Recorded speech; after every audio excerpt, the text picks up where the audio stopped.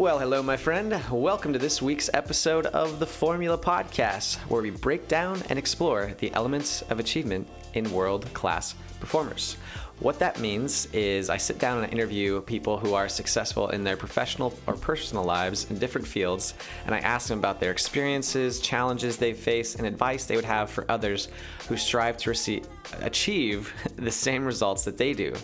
I'm your host, Trevor Carlson, and on this week's episode, I had the opportunity to sit down and interview hypnotherapist Dr. Don McGrail. We discuss what is hypnosis and does it actually work? What are the effects of hypnosis and hypnotherapy?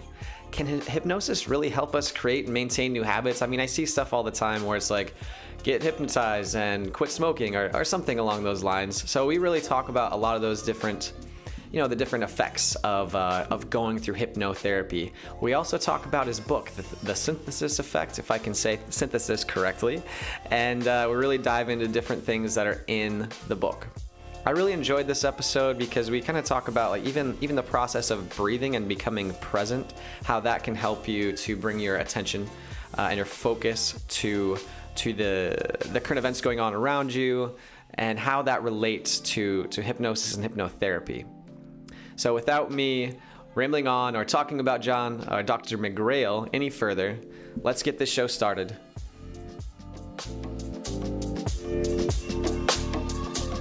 On this week's episode of The Formula, I have with us Dr. Don McGrail. John, would you like to tell us a little bit about hypnosis, maybe the effects of hypnosis? Because I'm assuming that I'm like a lot of other people out there listening right now that I don't know much about it, but I'm definitely intrigued. Sure.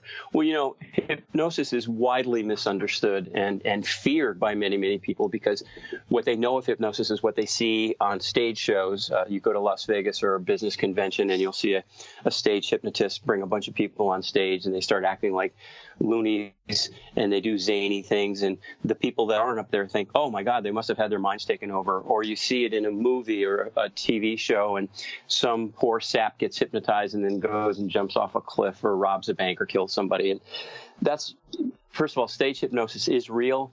The stuff they show you in the movies usually isn't.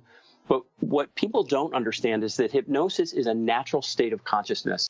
And whether you know it or not, we all experience it every single day. And I'll give you some examples. Anytime you watch a good movie or even a TV show and you get totally hooked into it and you're feeling emotions, you're having an experience, the feelings you're feeling are quite real, but the experience is a complete illusion. And you're in hypnosis. When you enter hypnosis, this natural state of consciousness, other examples would be daydreaming. And I'm infamous for getting on the freeway and I start daydreaming. And the next thing I know, I don't even know where I am, or I miss my exit. And I'm sure there's a lot of people out there that have had that happen. Or you get someplace and you really don't remember how you got there. You've been in hypnosis. It's a natural state of consciousness. And so when you enter that state of consciousness, there's a part of our mind which we call the critical filter, the critical part of the mind that says, no, no, no, no, no. That part of the mind shuts down for a little while, and the subconscious part of the mind takes over. Now, your subconscious can't tell the difference between reality and illusion, so that's what allows you to watch a good film and feel very real emotions, whatever they may be, or a TV show, or read a good book and get totally sucked into it and you can't put it down, or just daydreaming. Actually, when you fall asleep at night, you go from awake, you close your eyes, and then you go through this transition until you're asleep. Right before sleep would be what we would call deep hypnosis. So it's a natural state of consciousness, and the reason it's such a powerful tool for facilitating healing and change is because it allows us to communicate with the part of the mind that creates almost all of our behaviors, our attitudes, our values, our beliefs, and that's the subconscious part of the mind.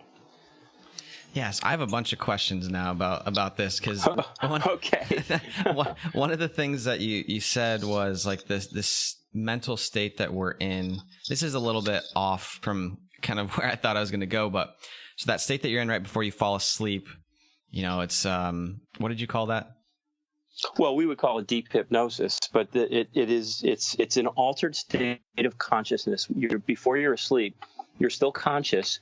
You're still officially awake, but your mind has shifted. Your brain has shifted. You've gone from what we call beta which is our normal everyday wakefulness, to alpha. And then you go from alpha to theta. And theta would be considered deep hypnosis. Then after theta is delta, and that's sleep. So those are just the terms they use for the brain activity. But the mind does change as you go through that progression quite a bit. It's really fun to watch somebody wired up on a PET scan, which is a way of watching brain activity, and see them go through from full wakefulness all the way down to sleep. You can see the different parts of the brain that light up and go out, and then that sort of thing. It's kind of cool. Yeah, that sounds really interesting. And the initial thought that I had was, what effects do someone playing on their smartphone right before they go to sleep have on their ability to get into that deep hypnosis or into those different types of brainwaves? That's a really great question. And, it can have no effect whatsoever for some people, but for some people it can have a very detrimental effect.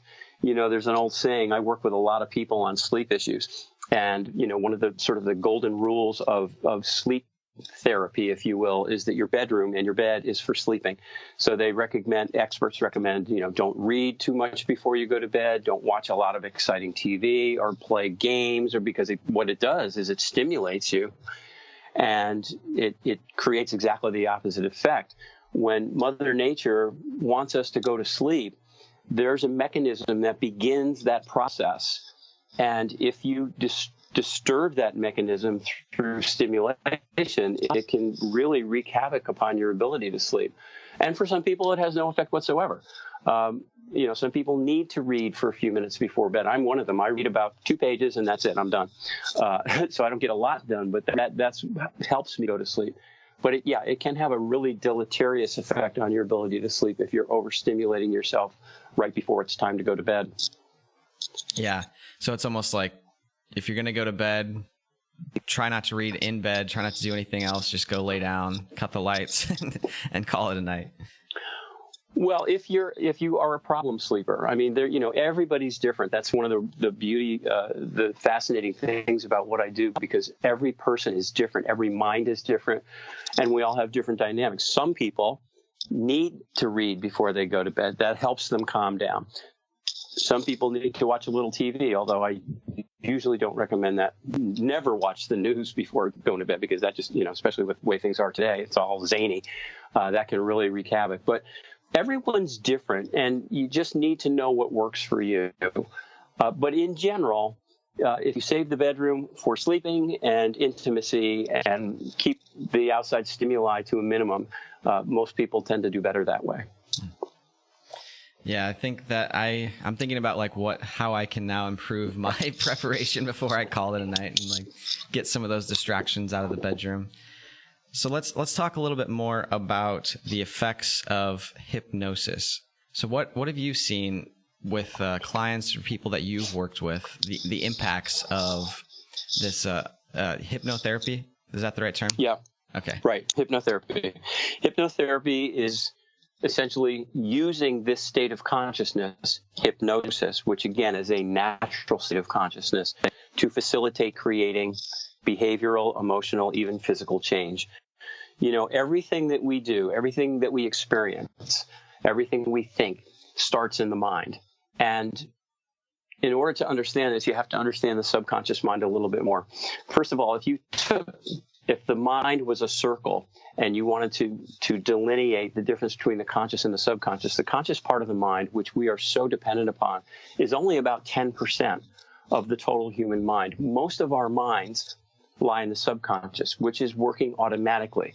And the subconscious mind works a lot like a computer. It doesn't really, but that's the way it feels.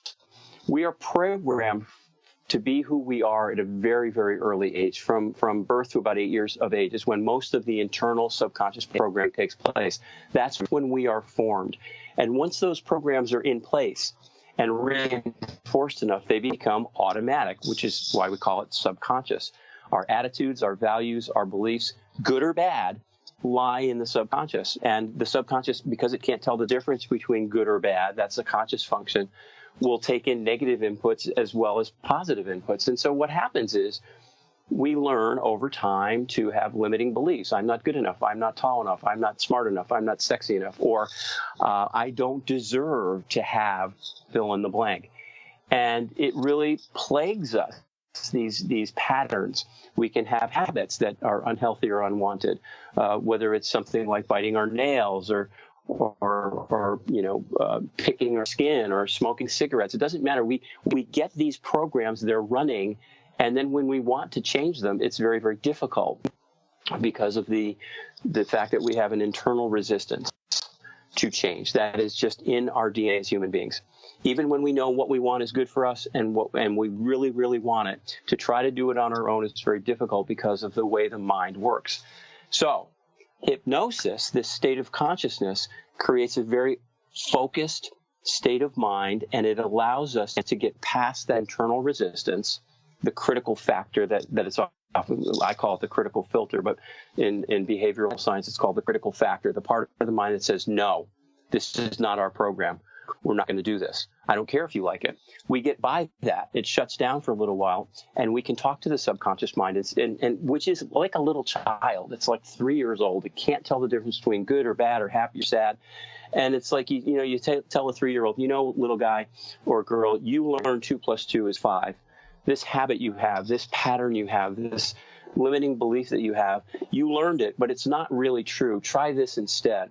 And that's essentially what hypnotherapy is about. It's using the state of consciousness to get by our natural internal resistance to create change, the changes that we want, so that our lives work better. That's it in a nutshell. But I had to give you all that background so you would understand it. Right.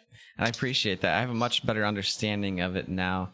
What does that process look like when you sit down with someone to really I'm trying to think of the right term, when you try to help them work through some of those limiting beliefs? Sure. Well, that's the beauty of this. There's both an art and a science. The science of creating hypnosis is pretty simple. It's been in use for 7,000 years, and because it's a natural state of consciousness, it's not hard to learn how to help someone enter hypnosis. The art of it is knowing how to use it to help them get through. So the way I do it, and I can't speak for everybody, but the first thing I usually do with a client is find out what it is they want to change. And I make sure that whatever it is something they want for themselves, not because someone else wants them to do it. Because if you don't want it for yourself, it's not going to work. So that's number one. And then I help them understand how and why they're in the mess they're in, whatever that is. How we learn these limiting beliefs, these bad habits, how they become ingrained, how they become part of our automatic subconscious mind, and why it's so hard to make the changes. I explain that internal resistance and how it works very, very thoroughly. Because a lot of people, when they have an issue, they think, oh, first of all, there's something wrong with me. And the second thing they think is, I should be able to figure this out by myself, because that's how we think in modern society. And so I create an understanding. There's nothing wrong with you. You're perfectly fine. You've got this thing. And here's why and how your mind does this. And they go, oh, my God, okay, there's hope. And then we begin the process of getting them comfortable with the hypnosis process, which is, again, it's a very, very simple process. And when we create that state of mind, then we begin to re-educate, if you will, to unlearn what's not working and to reteach the subconscious mind what we want. And it is a process. It can happen very, very quickly, and it very often does with most of my clients, but it can take a little bit more time. But in general, we're talking weeks, not months and years. It's a short-term therapy, and it's very, very effective.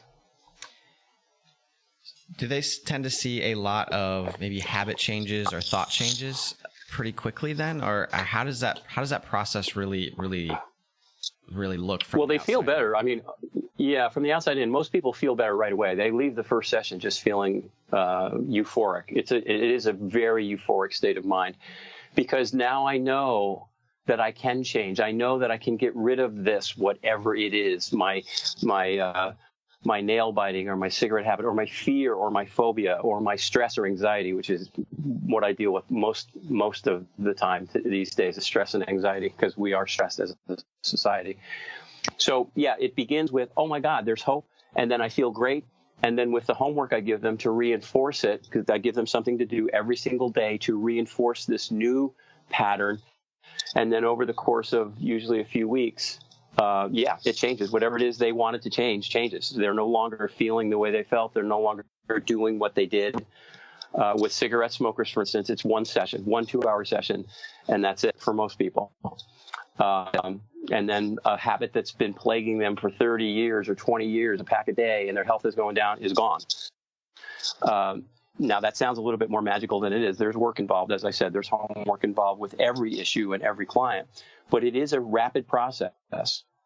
And people feel good because, if you're suddenly realizing that you can be free of whatever's been plaguing you, and we all have stuff. We all have issues in our lives that hold us back.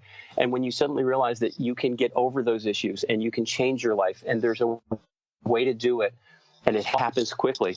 I mean, who wouldn't like that, right? Right. Is there a difference in the clients that you see that are able to really, let's say they do their homework well, they develop the new habits that allow them to either stop smoking or biting their nails or become less anxious? Is there a difference in the ones that you see and the ones who are able to maintain those new habits versus maybe not maintaining them as well? Yes, absolutely. And that was the basis of my whole synthesis process, the research I did for my doctoral, my PhD. There is definitely a difference because a lot of people, well, first of all, we've become a society of instant gratification. Everybody wants what they want, and they want it now. That's just the way we think. And technology's got a lot to do with that. But the truth of the matter is any change is a process. So I've noticed the people who truly, truly want to make the change, that's number one, are willing to commit to themselves. It's not a commitment to me, but it's a commitment to themselves and do the process, are the ones that do great. Because I'm sure many other therapists do this as well, but I give my clients tools and techniques so that once we're finished and they're feeling great and they've changed whatever it is they want to change, they have a way to maintain that. I give them tools and techniques, a little daily maintenance, just like taking care of your car. The people who commit to that do great. The people who think it's going to be magic, they're going to get tapped on the head, they're going to go into trance for a few minutes, which is another word for hypnosis. We call it hypnotic sleep or trance. A lot of people think it's going to be magic. I'm going to just have a little hypnosis and then that's it. Boom, I'm good. And I don't have to do anything. That doesn't work. So there's definitely a difference. And that's what I looked for when I was trying to create my synthesis process or figure out what I was going to write my dissertation about. What I did was analyze 1,000 cases. I had 1,000 case files, and I looked for the common denominators between the people who did great, the people who did okay, and those very few, fortunately, that didn't do well, because it doesn't work for everybody, and it's usually the people that are looking for magic.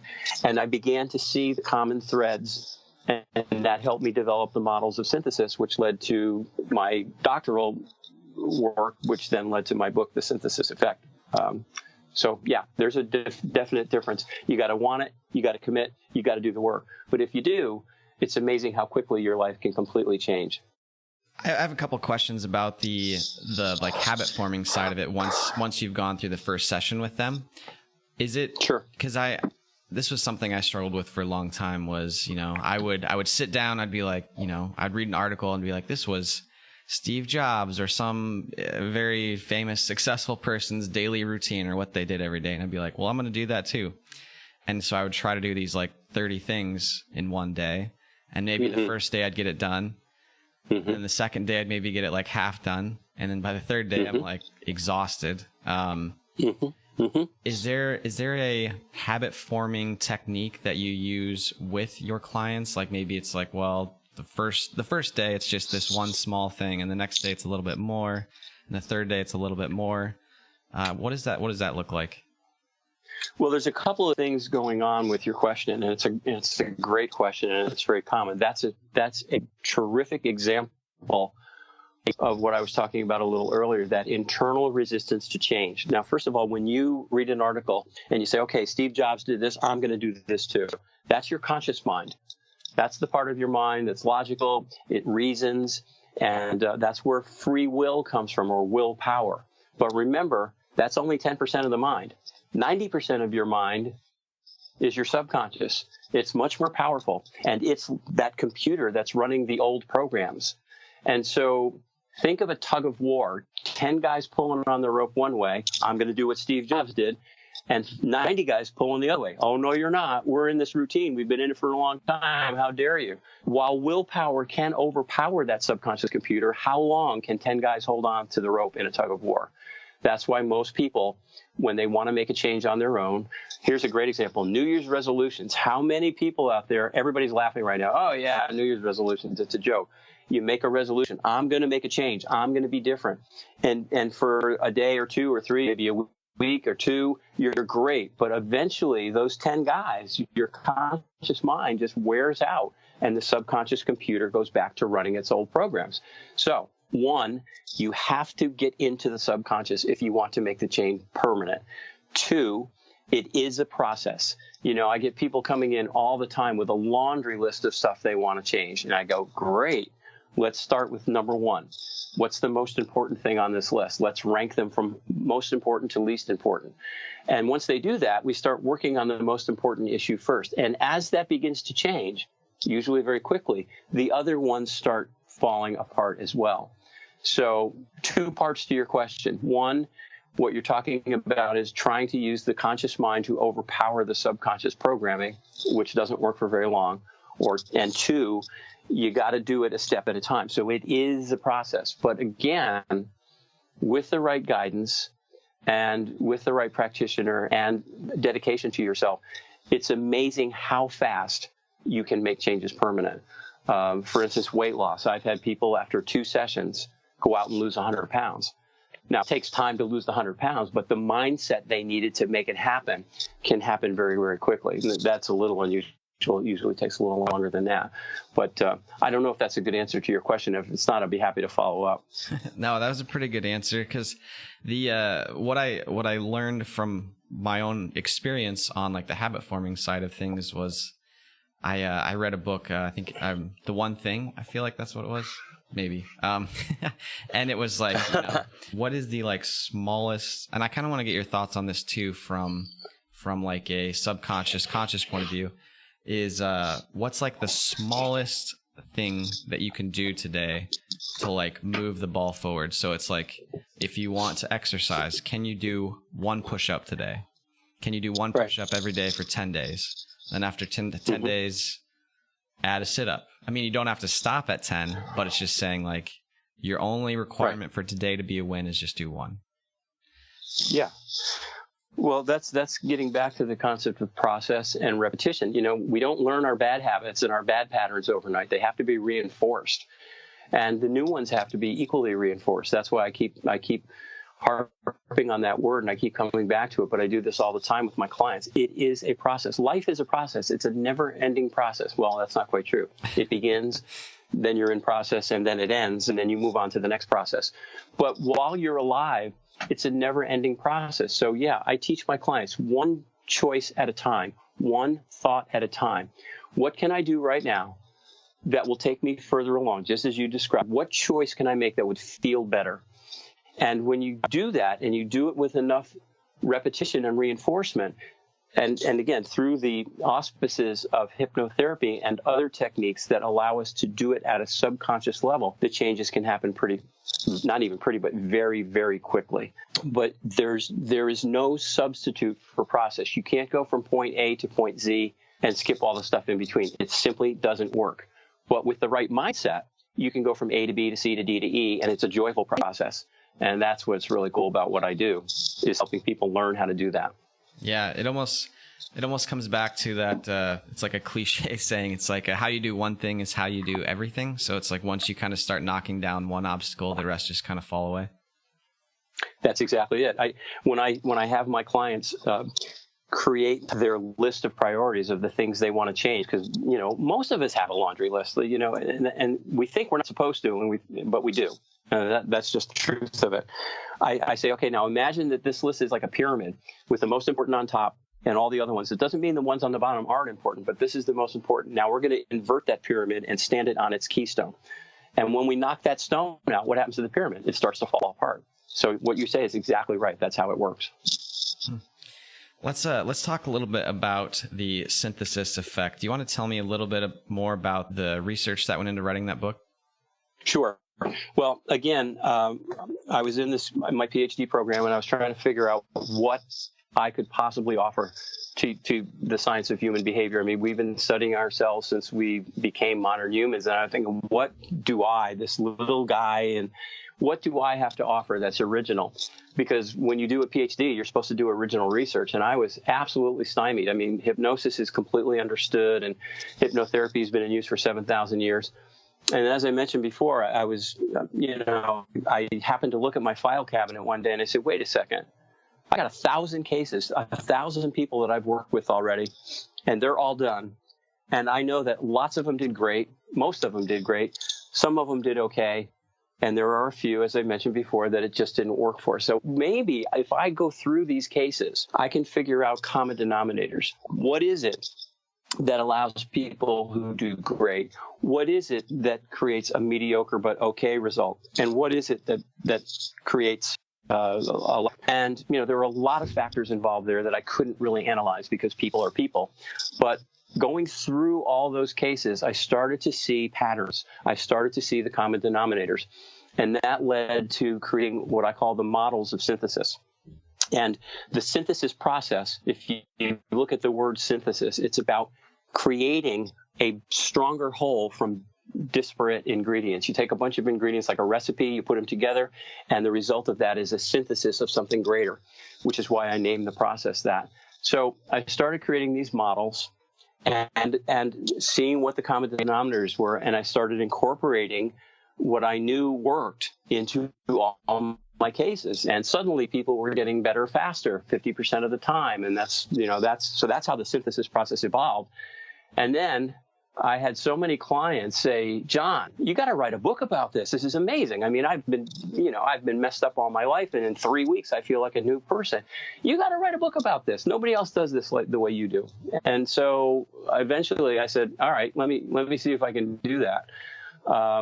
And I was really afraid that I wouldn't be able to. I've written lots of articles, but a 3,000 word article is not a 60,000 word book. And so anyway, I started writing it. I had my dissertation to guide me. That's how the synthesis effect, my book, came about. I'm really gratified to say that the intention I had for the book, which was to give people tools to use on their own, often, to create the changes in their life they want to, it's had a great effect. I've got thousands of letters and reviews on Amazon and Barnes & Noble are great. People really like it, and apparently easy to read. And I wrote it in a very friendly tone. So it's like having a session with me.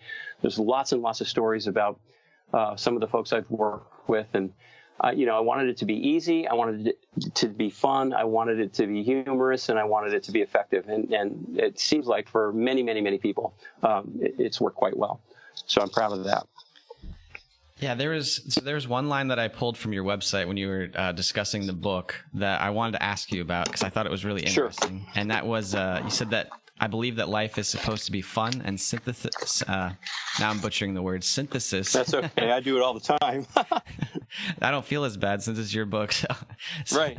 So synthesis shows the way to make it so. Yes. So how is that? Well, rule number one, life is supposed to be fun. And again, if you look at Western society, modern technology-driven society, we are taught, and it is drilled into our heads almost from the day we come out of the womb, that life is a struggle. No pain, no gain. That's sort of the cliche mantra of modern Western culture. And the truth of the matter is that is not the way life is supposed to be. I do believe that life is supposed to be fun. Now, when I define fun, that's not an endless series of hedonistic experiences, like you're out partying all the time. What I mean by life is fun is that when you get up in the morning, you look forward to the day. You love what you do for a living, hopefully, or at least you like it enough so that it's not horrible. You're really happy with your relationships. You're happy with the choices you're making. You really love and honor and respect yourself, and you like the way your life is unfolding. And when you get into that mindset, life does become a lot of fun because you do look forward to every day, and it is a joy. It's not a drudge. So that's rule number one in my methodology: is life is supposed to be fun. And the synthesis process is designed to help people make the changes they need or want to make it so. whatever their fun may be. Everybody's got different stuff. So if you're being held back by an unhealthy or unwanted habit, or a fear or a phobia that's keeping you from doing something that you'd like to do, like getting on an airplane and going on vacation, but you're afraid to fly. It doesn't matter. It doesn't have to be a real big thing, or you're overstressed, or you're having anxiety. Whatever it is that's keeping you from enjoying your life, the synthesis process is designed to help you change it. And for many, many, many people, it works really well. I mean, there's no silver bullet, but this seems to be a process that a lot of people get a lot of benefit from. Yeah, absolutely. It sounds like it's had a lot impact on quite a few people. What was the process of writing the book like? Because you had kind of mentioned there that you had some fear attached to writing it. So I'm just kind of curious what that process of sitting down to actually put the book together was like, and maybe some things you learned along the way. It was both a joy and it was terrifying because I didn't know if I could actually do it.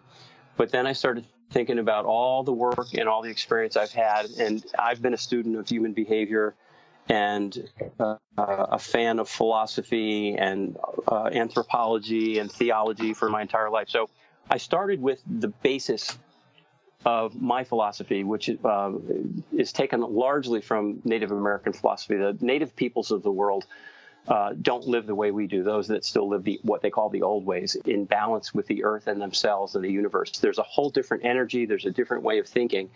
And that's how I started the book. This is the way we used to be before technology took over, before we sort of separated and isolated ourselves from our ancestral home, the earth, and our spirits. And then it just sort of built upon that. And I realized that what I needed to do was, number one, create understanding, because most people don't understand why they're messed up. They don't understand how their mind works. They don't understand that they think they're just stuck with what they have. So I figured out 3 ways to do it. I'm going to create understanding.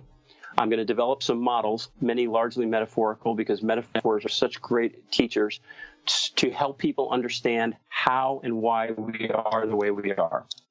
Not just as a society, but as individuals. And then I'm going to introduce some of the tools, these techniques, these models that will help them begin the process of change.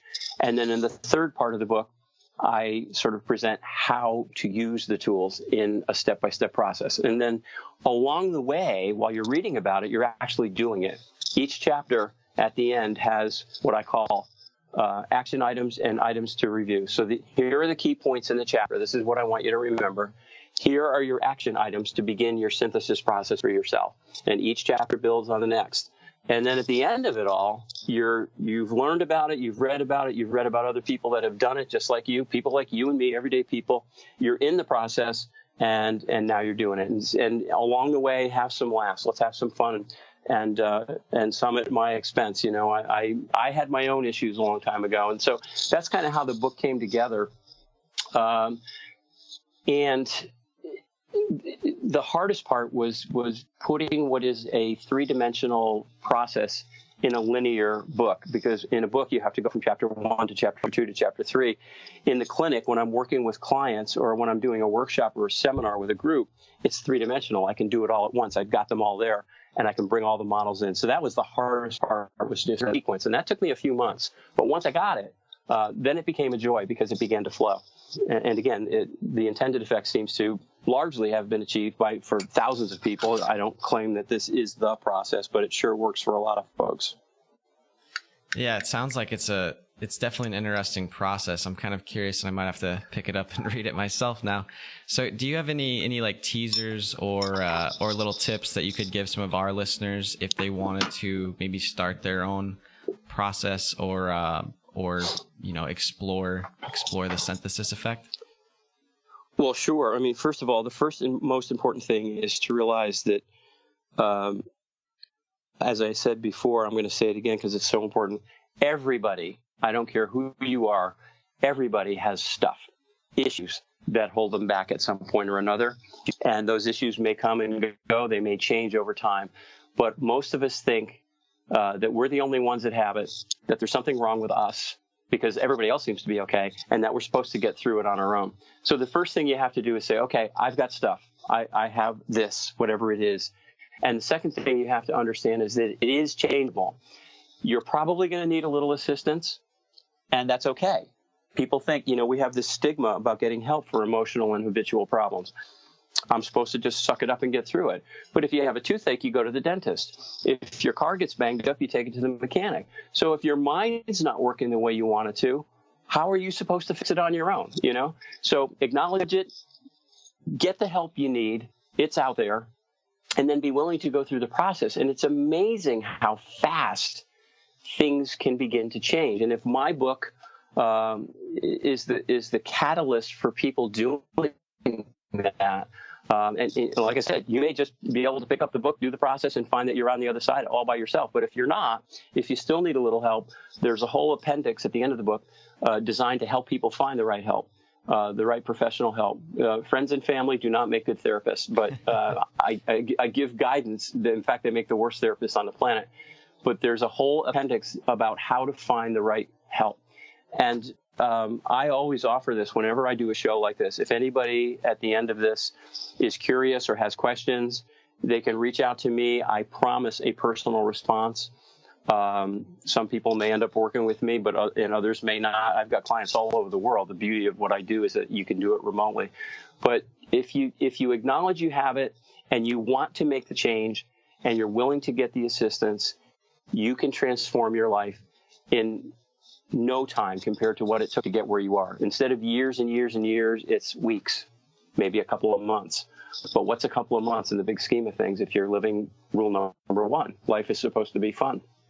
Yeah, I think I could remember that a lot more, and I think that there's a lot of other people out there that maybe need to take things a little bit less seriously. I mean, in the grand scheme of things, most things don't really matter that much. So, well, that's one of my techniques. One of the synthesis techniques is all about when you've got something that's really sending you sideways, is to just take a step back, admit you have it, whatever it is, and then just rewind your clock, rewind your life until you find the moment that you started going down this path, because it's always a moment, something someone said or something you read or something someone didn't say that you wanted them to say.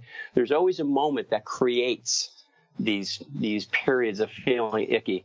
If you rewind your personal clock and you find the moment when it occurred, and then you take a step back and you say, you know what, in the big scheme of things, am I going to be worried about this, say, a year from now, 6 months from now, a month from now?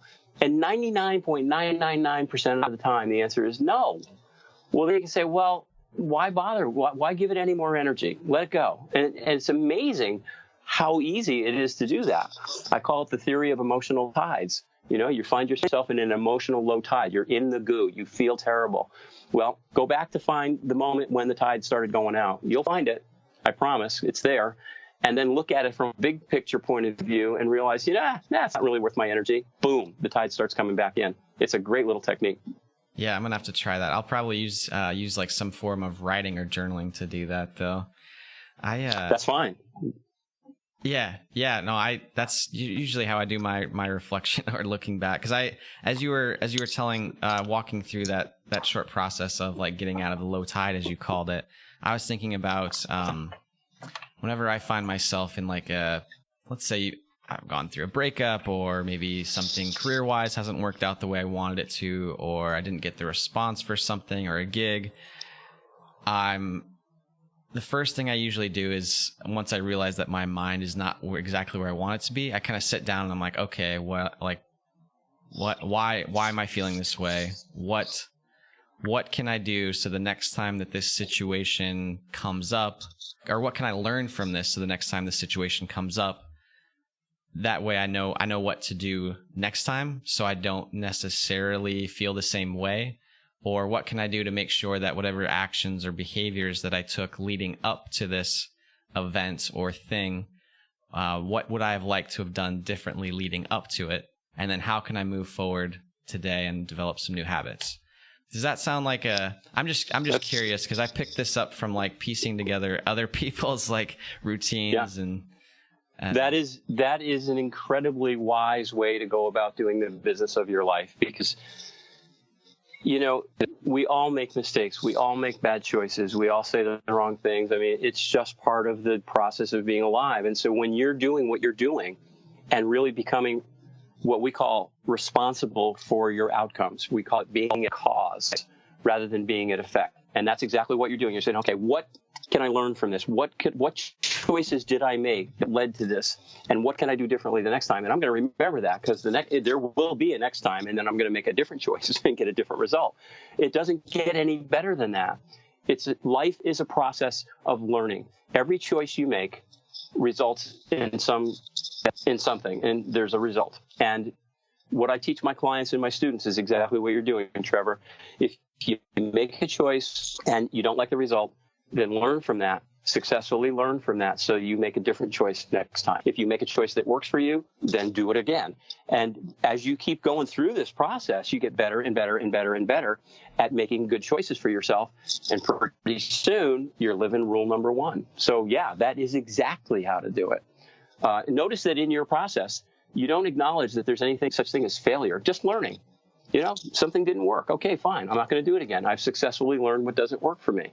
Something did work. Great. I'll keep doing it. I successfully learned something that does work for me. Either way, you're a success. So you can get rid of failure. And what a beautiful load off people. There's only one failure, according to Christopher Morley, who was a late 19th century writer and philosopher, sort of along the lines of Mark Twain. The guy was brilliant. And I highly suggest people look him up. Google Christopher Morley and his quotes. But my favorite quote, I think, of all time was from him. It said, there's only one success: to be able to live your life in your own way. So if there's only one success, that means there's only one failure. All the rest is learning. And boy, that just takes such a load off you. Okay, I don't have to worry about failing anymore. I can just go learn. I can explore. I can have this adventure. And when it doesn't work, I was successful learning what doesn't work. And when it does work, I will. So yes, your process is spot on. I couldn't recommend a better one. Oh, man. Thank you. I feel pretty good about it now. As well you should. And I hope the listeners out there start doing that too, because that's really, that's a key part of my synthesis process, is teaching people that it doesn't matter what other people think. It doesn't matter if you get in the goo once in a while, because we all do. It's just part of the game. What matters is what we do with it.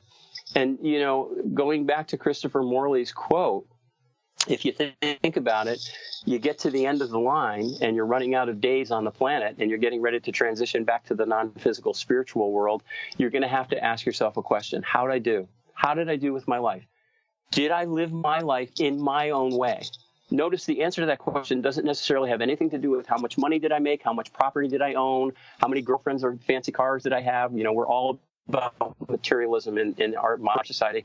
How did I live my life? And if you can say, I lived my life in my own way, the way I wanted to, not the way someone told me to, then you have been a complete success in this lifetime. If, on the other hand, the answer is, oh boy, I never did that, I should have done that, now you're out of time. That's the failure. That's the only failure. I usually just wrap up our shows with asking guests, typically just some questions about their routines and recommendations. So first question for you would be, what do you try to do on a daily basis that you feel like gives you a leg up on your day, or makes you feel like, you're just really performing at the top of your game? Well, what I do is to really, really, really focus on being mindful and aware, living the day a moment at a time in conscious awareness. And the way that is achieved is through a consistent practice, and this is a dirty word in our society for many people, a consistent practice of meditation. Meditation is as old as humanity. It is one of the most powerful tools, maybe the most powerful tool for creating physical, emotional, and spiritual balance in our energies. And so I start every single day with a short meditation. I give appreciation for the fact that I got another day. And then I really focus my mind for a few minutes on living the day in conscious presence, so that I just don't shift to autopilot, which is what most of us do. The subconscious mind is so powerful, it just takes over, and we're not even aware of what we're doing or where we're going. So that's number one, because in awareness, I can make choices that I know serve my growth, my well-being, and the greater good. and I can make choices with my clients because I've got to be present for my clients. So I do what I do for a living. But that's my leg up. A short period of quiet time every morning to appreciate the fact that I've got another day, to really pre-pave, if you will, design the way my day's going to go. I sort of write a little movie in my head, and to remember to stay aware. And it's never perfect, but it really, really helps a lot, because it helps you make choices that serve you rather than allowing the old patterns that don't to just happen. How long is a short, when you say short period of meditation, is that like 5 minutes, 20 minutes? Well, usually the one that I do is under 10 minutes, and then I always take sometime during the day, usually around lunchtime, after I've had a break, to do a longer one. And there's no set time. If it's 5 minutes, great. If it's 10, great. There are times when I have the time, well, I'll go out to the woods, which is that's my church. That's where I connect with the Creator and nature. That's where the energy is perfect. I'll sit out there for hours. When I can. But every day I start with, usually it's about 5 or 10 minutes, and then I try to get another longer one in, usually around lunchtime. At night after work, I'm too tired, I'll fall asleep. But I can promise everybody out there, if you learn how to meditate, and it's not hard, I promise you it's not, and you do it consistently, that's the key. It's a practice. And you do it every single day, you will be amazed at the effect it has upon your life. It's just astounding. And that's one of the reasons people are so wigged out, stressed, and anxious today, because we have forgotten how to nurture our spiritual energy.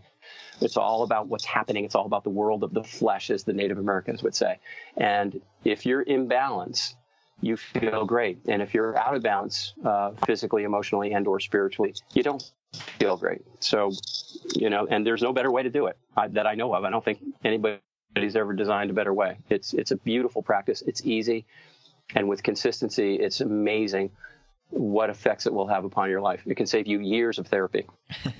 I couldn't agree more on the meditation side of things. And if I can paraphrase or rephrase what you said towards the end there, it's almost like people have forgotten how to breathe. Yes, they have forgotten how. In fact, people have forgotten how to breathe. Most of us in modern Western culture breathe from the very top of our chest, the top of our lungs. And people in the indigenous cultures of the world will breathe all the way down to their bellies. And meditation is the easiest way to start, is learning how to breathe. And when you learn how to breathe, we call them complete breaths or conscious breaths. It's astounding what it does to your mind, your breath. Your mind and your body are completely connected. And the breath is a very, very powerful tool. We have forgotten how to breathe. We've forgotten how to live in balance, and that's why we're so messed up in these days, as opposed to the tribal peoples of the world that we consider primitive but live in great balance. And I could tell you stories. It would take a whole nother show if we ever want to dive into that area of just how out of balance we are and how in balance those folks are. And so when you kind of take their example and incorporate what they do, and this daily meditative practice, you incorporate that into your life, it is just astounding. It's like a magic pill. If there's a magic pill, that's it. That's awesome. I do some meditating myself, but now I'm like, I haven't meditated today. I'm gonna have to do that right when we get done here. Which that kind of brings me to my next question: is if you had to recommend one book, or you had a book that you could think of that was the most impactful book on you, what book would that be? Okay, well, if I had to recommend one book, I have to recommend mine, because it incorporates all the other books I've ever read over 30 years. But I think have been several, but if I had to pick one seminal book that I think is just a beautifully written, easy to understand, and very powerful guide, it would be a book by a guy named Don Miguel Ruiz. It's called The Four Agreements. And it's a little book. It's short. It's based on the wisdom of the Toltec people, who were a tribal people in southern Mexico and Central America, ancient culture. And it's based on their wisdom. And again, the wisdom of the ancients, of the tribal people, of the indigenous peoples, wherever they were on the planet. long before technology existed, these peoples existed. They didn't even know one another existed. And if you look at their basic philosophies, if you scratch the surface, what I call the semantic differences, the particular rituals, how they were done. But if you look at the core philosophy of the indigenous peoples of the world, all over the world, it's basically the same. And so there's something there. The 4 agreements are 4 simple agreements. It's easy to read. It's easy to understand. And if you commit to doing these 4 agreements, it's hard to mess up your life. The one book, beside mine, of course, I think it's just fabulous. It's easy. It's short. And anybody can understand it and do it. Yeah, I had one or two other guests actually recommend that book as well, and I feel slightly guilty that I have not read it yet. So, well, I highly recommend it. I assign it as homework to many of my clients. I never assign my book, by the way. I always encourage them to read it, but I also say, hey, look, we're doing the process, so you can read about it while we're doing it, but we're doing it anyway. But it's just a fabulous book, and there are others. There's another one. Both a book and a movie. I actually prefer the movie. It's called What the Bleep Do We Know, which came out several years ago. I think you can find it on Amazon.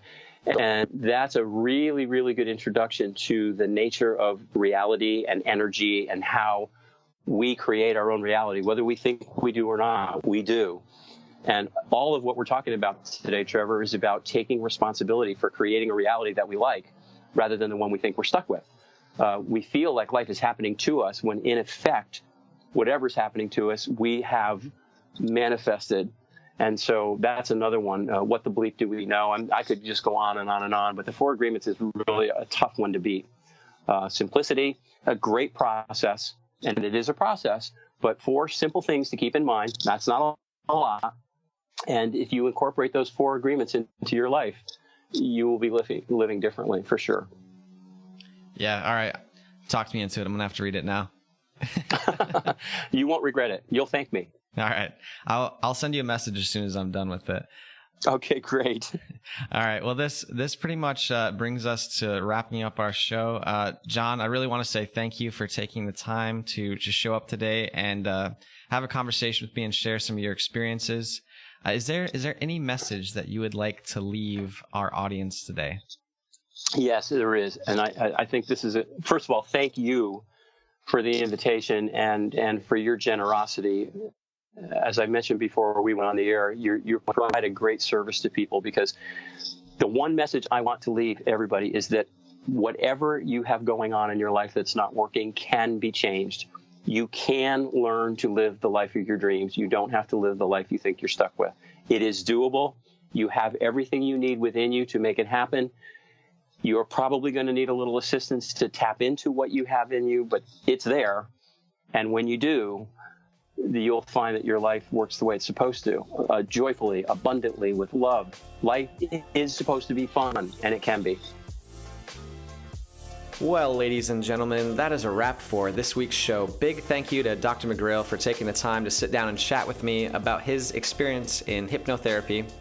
If you'd like to check out any of the things that we talked about in the show, as usual, go ahead and check out the show notes. I've linked to his book and anything else that we really talked about, the movie, all sorts of stuff.